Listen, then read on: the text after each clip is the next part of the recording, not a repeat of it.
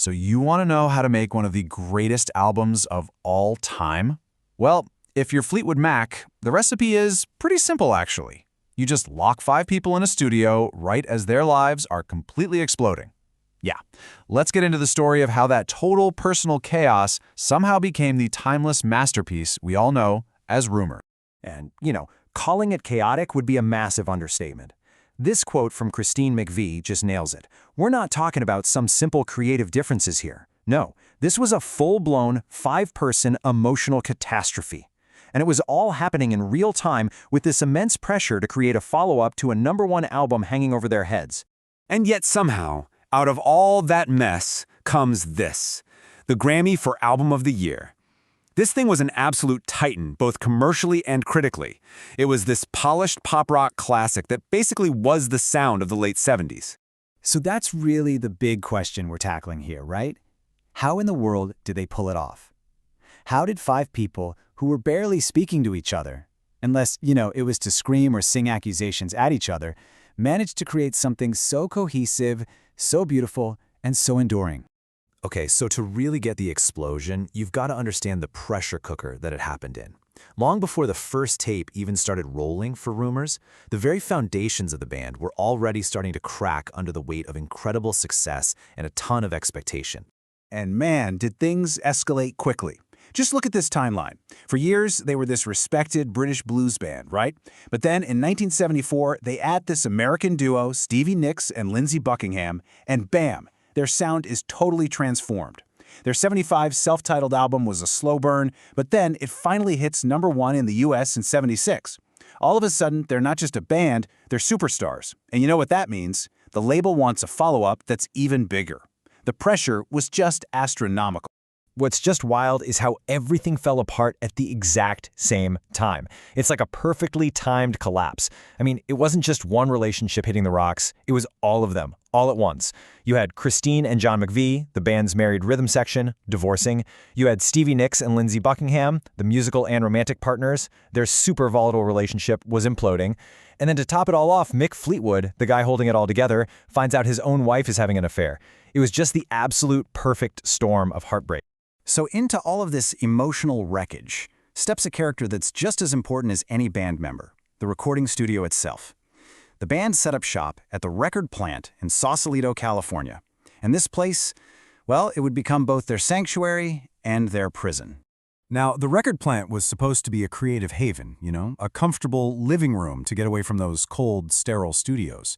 But for Fleetwood Mac, it turned into something else entirely. One observer there chillingly called it a spiritual prison. It was just this isolated, super intense environment that forced them all to face their demons, mainly because, well, there was simply nowhere else to go. And the building itself, the actual physical space, it had this huge impact on everything. The main studio was basically a windowless wooden box, so they totally lost all track of time. In fact, Mick Fleetwood actually went around and got rid of all the clocks. Then you have the control room, which was so heavily soundproof that it created this dead acoustic space, super disorienting. Oh, and it was also home to a little place called Sly Stone's Pit, which was pretty much ground zero for 70s excess, the party that literally never stopped. You put all that together with the isolation from LA, and yeah, you've got one claustrophobic pressure cooker. So what do you do? What do you do when you can't stand to talk to the people you're breaking up with, but you have to make a record with them? Well, you let the music do the talking. The studio basically became a confessional, and the songs were their therapy, their arguments, and their revenge. And the 2 divorcing couples had wildly different ways of handling the tension. The McVies, in classic British fashion, just maintained a stiff upper lip. They would only talk about music, keys, tempos, bass lines, total silence on personal matters. Nicks and Buckingham, though, the complete opposite. They were just explosive. We're talking ferocious shouting matches that would literally stop the instant that little red recording light went on. And all that raw anger? Oh yeah, it spilled right onto the vinyl. This is the first major shot fired in their lyrical war. In Go Your Own Way, Lindsey Buckingham hurls this accusation right at Stevie Nicks, and she was furious. She said it was a complete lie, but he absolutely refused to take it out. He was forcing her to sing backup vocals on a song that was publicly trashing. But Stevie, she fired back. She went off by herself into Sly Stone's Pit and in just 10 minutes wrote Dreams. It was her direct, elegant and just devastatingly cool response to Lindsay. And you want to talk about poetic justice? Dreams became the band's only #1 single in the United States. She turned her pain into their biggest hit. But the drama wasn't just personal. The album itself was on the verge of physically disintegrating, and it took a technical genius, an unsung hero really, to save Rumours from becoming a literal pile of dust. See, the band spent nearly a year and thousands of hours recording and overdubbing. They played the master 24-track tape so many times that the magnetic oxide, the stuff that actually holds the music, was literally shedding off. The tapes were falling apart, and all that beautiful high-end clarity in the music was just disappearing with every playback. The solution to this was just pure analog-era wizardry.